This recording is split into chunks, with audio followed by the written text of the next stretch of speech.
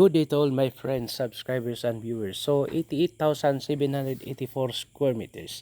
It's a titled property located in Trinidad, Bohol. Somewhere in La Union ni guys. Marag La Union or kan.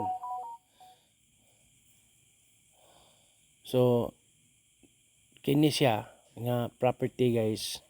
It's a resell. Baligya pag-usab.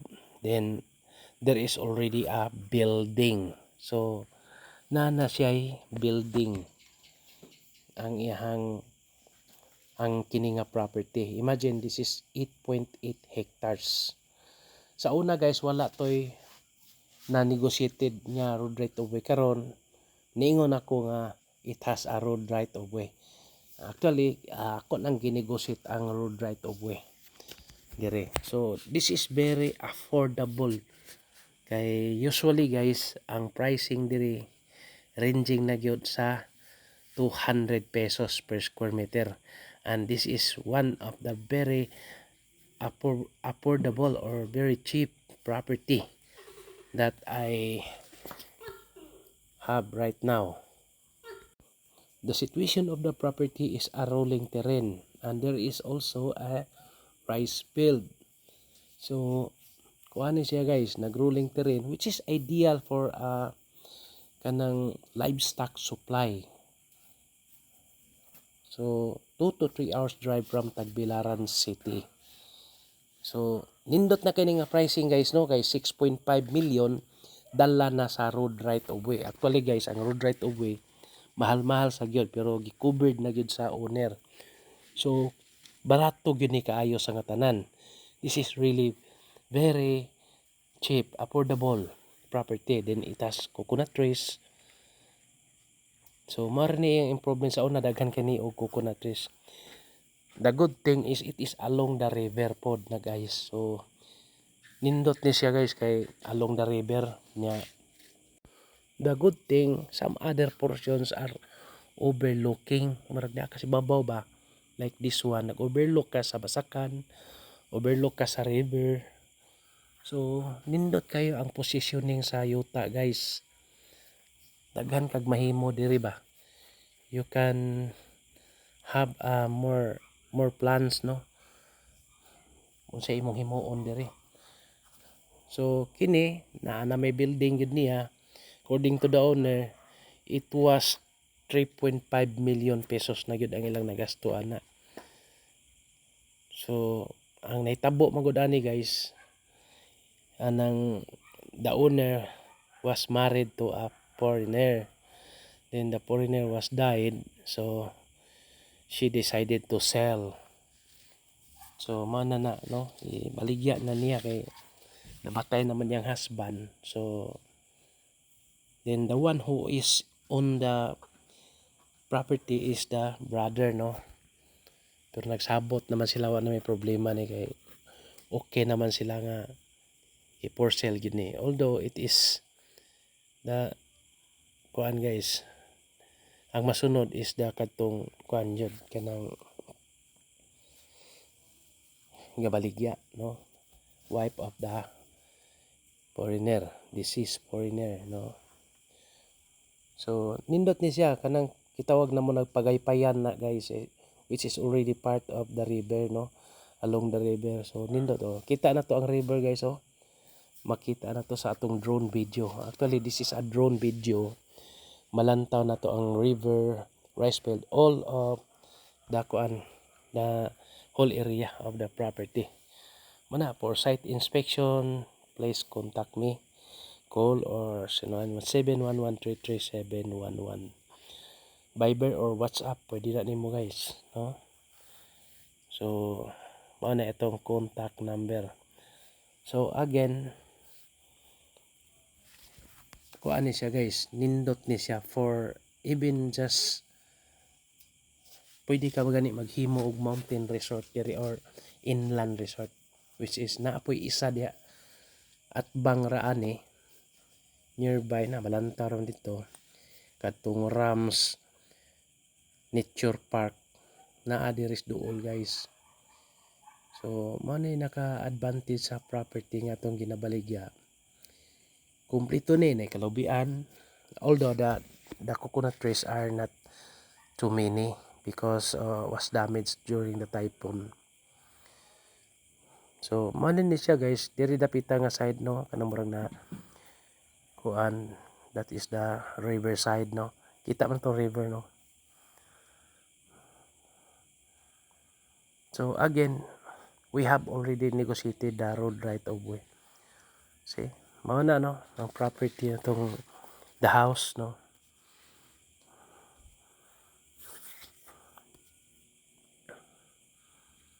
Ya, to ra ito kalsada. Actually, so this is the drone video no. Kita na to. Basta kining mga elevated pero kaning na this right side nga rice field not included na guys. So mao ni sitwasyon niya no. There are two roads no from La Union and to somewhere in Kabiguhan. So this is the rice field guys no. Dako-dako sad no ang iyang rice field, more or less na as mga kung tapokon kay mura man ni sila og portion. I think it's around 3 hectares siguro ang rice field ani guys. Naagi na sa mga 3 hectares. Water, there is already a deep well on the property. So ano yung problema? Electricity, there is already electricity. The good thing lang gid guys kay if you want to relax ba, farming ka, wag makakuan mo kanang maka-relax yun ka kay because it's a quiet place, very quiet place. Kung sa himuon dere. Mana siya guys. See, there's still Mana akong gingon, pwede ka mag poultry. Sample to sa poultry kana no. Pwede ka mag chicken farm. Mana siya no. Mana picture sa tong poultry. Ya pwede diha mahimo no.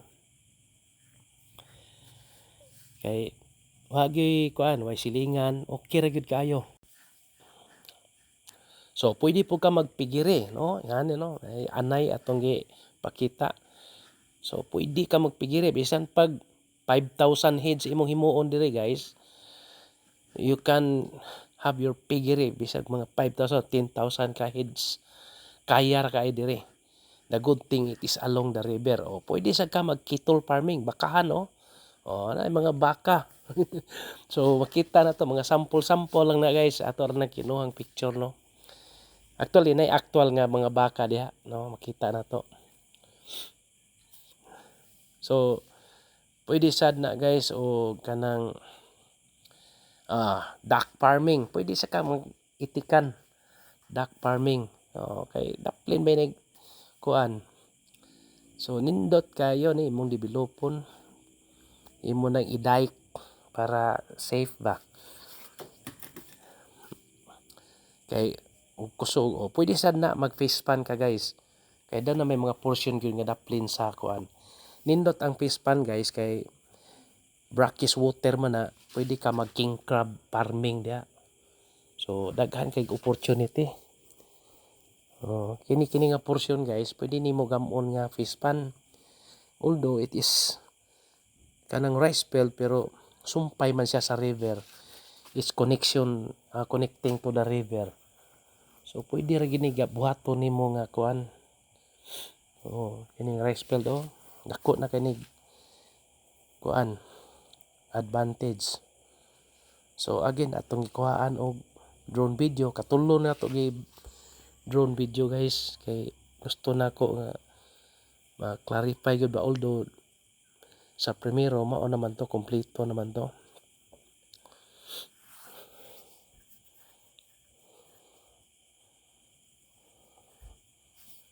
Okay, may nang kuan gyud no.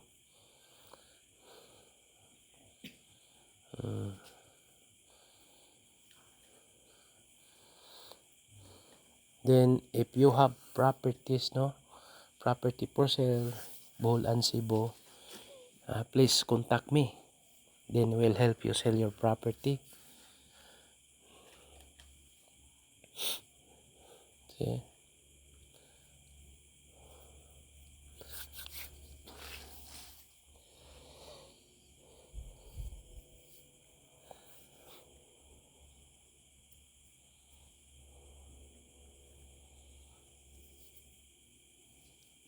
Maragi naka nindot diri guys. Number one, poultry ka, pigiri, cattle farming, goat farming, chicken farm, roaster, anang para sabong, ana kinanindutan diri guys.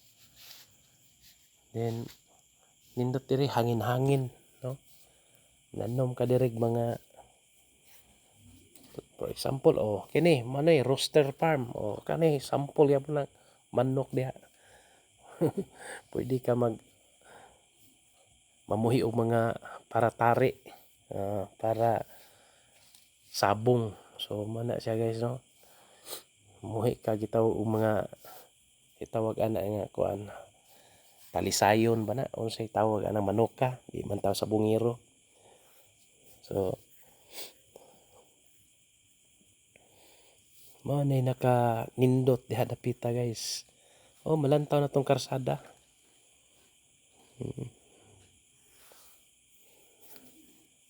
Again, basta I have said there was already this is the river guys, no? Mao na siya, no? That is connecting to the, makita na to sa sketch plan, it is really along the river. So mao na siya. So advantage kayo.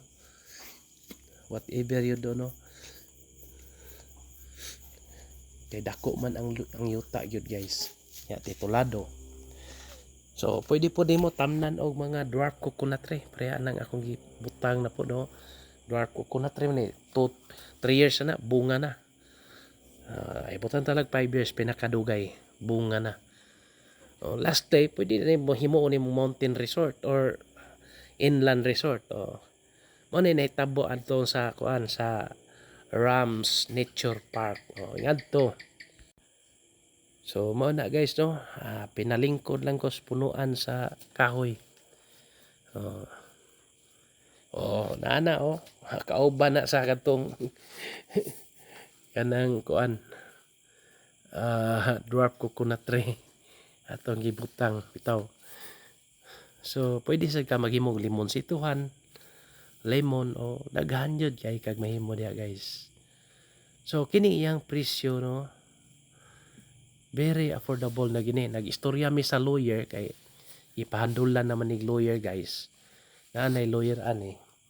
So if ever we are going to buy, mo diretso na tag-istorya ngadto sa lawyer. Basta mao nay presyo kay gi-include naman ang kuan kanang price sa road right of way, which is road right of way mahal-mahal gyud. Almost 500,000 ang road right of way. Pila na lagi in town ang nabilin sa owner. Ngayo puputag 5%. Siyempre na po si lawyer. Murag barato na gid kaayo ni guys. Super barato. So ako ani maayo ni paliton. Nag-istorya mi ni lawyer. Naa sa mga 500 to 600,000 ang magasto, no? Expenses to transfer. So meaning kung 6.5 na maabot po mga 7. So mao gina kay barato naman sad yun ni kaayo. It's really very cheap, affordable. Then you can have more opportunities to develop on this property. So you can just continue, no, the building. It has already a building permit. So na mga floor plans na ana, no. Manay naka-advantage ani nga property gyud guys. Again, it is really good, no, for investment. And for example is kining yuta di magini mo ubos, taas magini yuta ang presyo. So kuan gyud ni kayo guys, very affordable. Nakita na ko sa Sunal valuation, it's 60 pesos per square meter. Mani kasagaran. See? So padayon na sa itong drone. Mo ni ato ikatulong nga drone no sa property. Ikatulong man siguro ni. Oh, oh, na siya guys. Nindot kaya eh.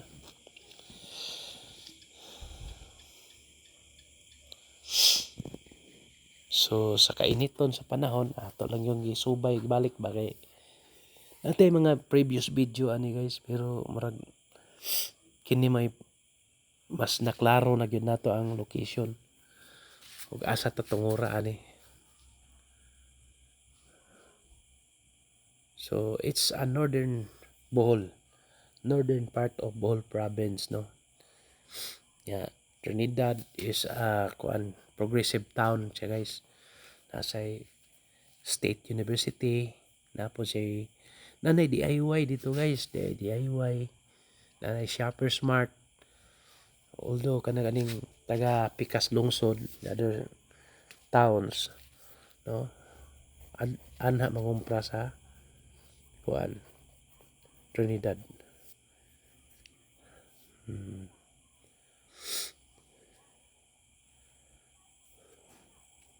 So kini nga side guys, nindot ni buhatong pispan guys oh. Or ibuo ni mong kuan duck farm. So mao na guys. Nindot ni according to my kuan no, nindot na i-dike na lang gina nimo kay during kanang kuan gyud guys, kanang honestly lang kanang kusog gyud kayong ulan mo was out po tong gikan sa sapa.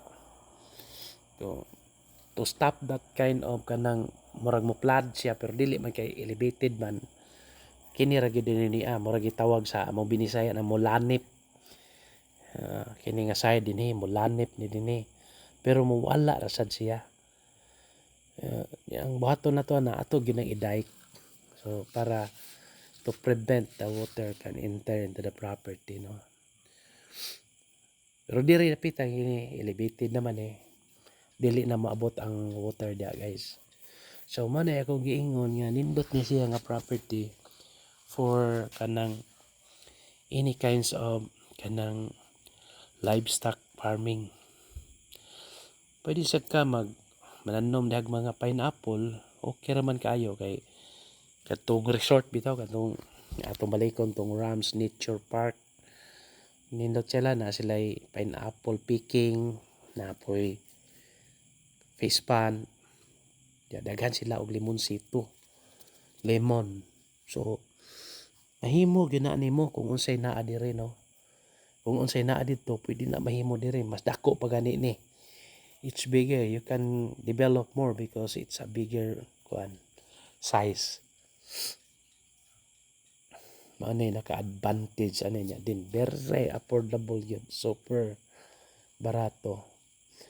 Although the adjacent is for sale but they are not giving the price yet because I know it's expensive because they are businessmen from Cebu also.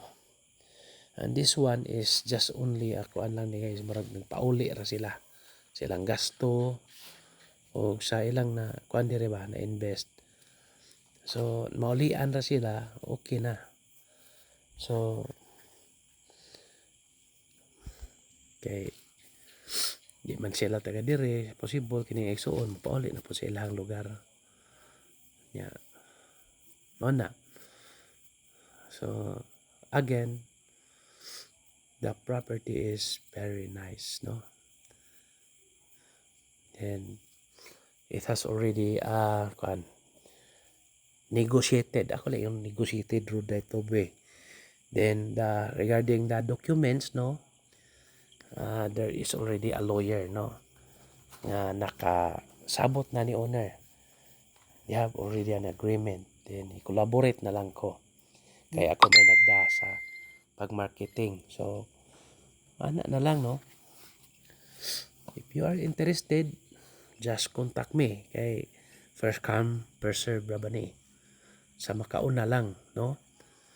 Kay dili man sila mo, although datoy ni attempt pero basin og di pa jud madapod nila. Sige lang kay basig makaya ra ninyo pohon ma'am. Basta kay di na mo kakita og ingon ani nga pwesto nga pinakabarato ug dako pa gyud kaayo nga yuta. Mo na siya. For those foreigners no who want to buy this property, first thing to do, number one, if you have a Filipina partner or wife, it must be put in the Filipina wife. But if you don't have, you will create a corporation. 60-40. 40% for the foreigners and 60% for the Filipino. So, mao na gyud na kasagaran. That is the law, no? Because under the law, foreigners are not allowed to buy properties except subdivision, except buildings and condominium. So, this is the deep will, guys, no? Mana, no? Mana, deep will. Why hubas-hubas? Grabe ka, kuan. Kadagag tubig. So many water on the deep well, okay? Yeah, that is elevated, okay? So for inquiries, just contact me and please subscribe our YouTube channel. So mo ni ang kanang bridge no connecting going to the property. Then from here na to mga basta 2 kilometers away from the property to the highway. So nindot man kayo kay although it's rough road but there are also concrete road no along the way. So dili gyud tanan rough road. Majority is rough road. Okay? Thank you and God bless to all. Happy viewing. Bye.